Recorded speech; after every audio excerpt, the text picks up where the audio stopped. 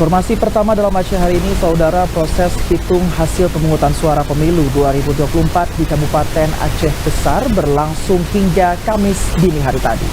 Selain keterlambatan proses perhitungan, kondisi ini dipicu kesalahan penempatan surat suara yang tidak berdasarkan hitungan.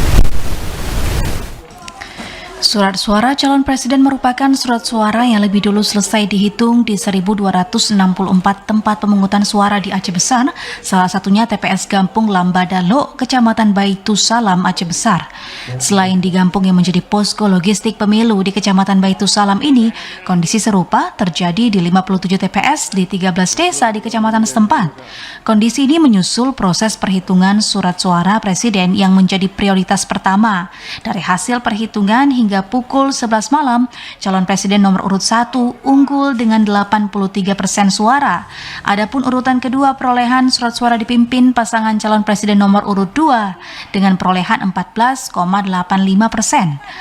Sedangkan calon presiden nomor urut 3 memperoleh 1,45% suara di kecamatan tersebut dengan jumlah pemilih tetap 16.066 jiwa.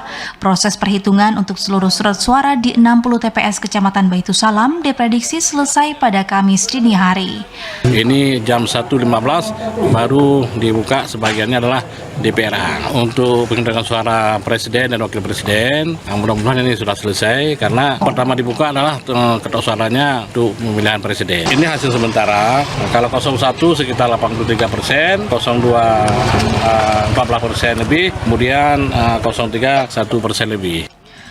Pemungutan suara di Kecamatan Baitusalam juga diikuti 281 pemilih tambahan atau DPTB dan 167 pemilih khusus atau DPK. Adapun jumlah warga yang tidak menggunakan hak pilihnya di kecamatan ini sebanyak 1.903 orang dengan 303 surat suara rusak dari 12.935 surat suara sah. Dari Aceh Besar, Arman Konadi, TVRI melaporkan.